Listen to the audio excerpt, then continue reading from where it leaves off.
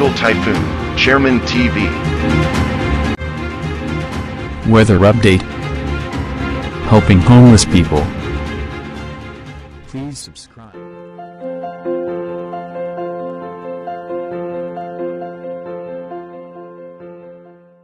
Magandang gabi po. Ito po ang latest update natin ngayong araw, December 13, 2025.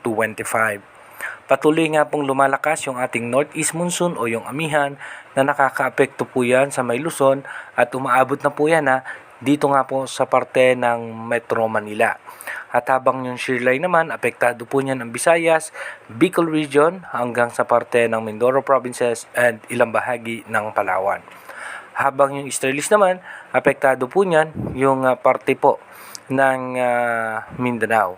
At ayon naman po sa ating advanced weather forecast ng European Center, meron tayong imo-monitor na posibleng sama ng panahon or nasa 35% chance na posibleng mag-develop bilang isang bagyo sa may eastern section ng Mindanao. Dumako na nga po tayo sa ating advanced weather forecast. Dito po sa ating advanced weather forecast, bukas nga po, December 14, expected po natin mataas ang posibilidad ng pag-ulan sa may parte ng eastern section ng Visayas at ng Mindanao. By December 15, sa may parte naman po ng Bicol Region at ilang bahagi ng Northern Luzon. Pagdating naman po ng December 16, mataas din po ang posibilidad pa rin ng pag-ulan sa eastern section ng Northern and Central Luzon, kasama rin po ang Bicol Region.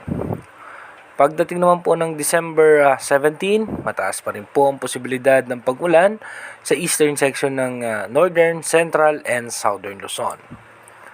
Pagdating naman po ng December 18, magkakaroon nga po tayo ng sama ng panahon dito nga po sa may southern portion ng Mindanao. Pagdating naman po ng December 19, posible po yan maging bagyo.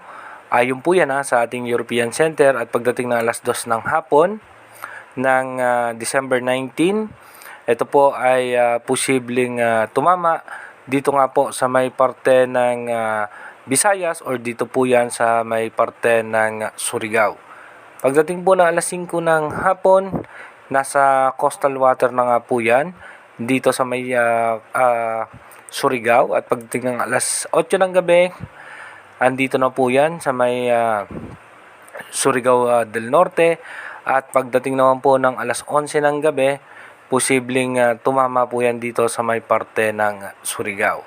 At pagdating naman po ng December 20, so expected natin tatama po yan sa parte ng Visayas at pagdating po ng December 21, ito po ay posibleng umangat dahil kung mapapansin nyo po hihina yung ating northeast monsoon o yung amihan. Pagdating naman po ng December 22, kung mapapansin nyo nga po, nasa eastern section po yan ng Central Luzon at paangat nga po yung kanyang magiging direksyon. Pagdating naman po ng December 23, ito po ay makikita nga po natin, ito po ay paangat papunta nga po sa may parte ng Japan. Pagdating po ng December 24, ito po mapapansin nyo, lalakas yung ating northeast monsoon. At kung mapapansin nyo nga po, bababa po itong bagyo, yung ating sama ng panahon at papalabas muli ng ating Philippine Area of Responsibility. Pagdating naman po ng December 25, posibleng lumabas na po yan ng ating PAR. At pagdating po ng December 26, ay patuloy nga po na iiral muli ang ating amihan o yung northeast monsoon. Pagdating po ng December 27, asahan po natin na patuloy na lalakas ulit ang amihan.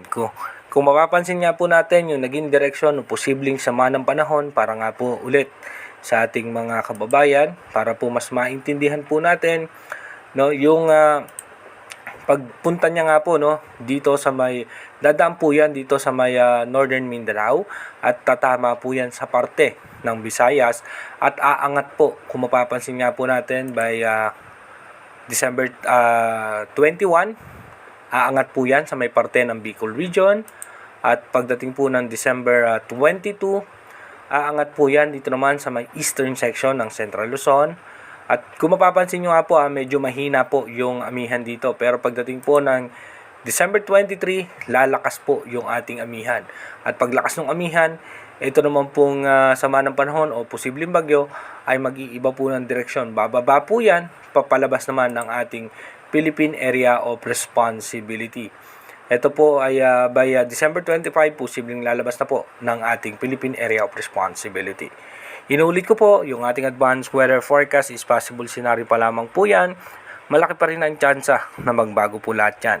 Kaya manatili po tayong tumutok sa ating advanced weather forecast para malaman natin yung posibleng senaryo nitong ating minomonitor na posibleng sama ng panahon na makaka-apekto sa ating bansa. Mag-iingat po tayo palagi. God bless po sa ating lahat.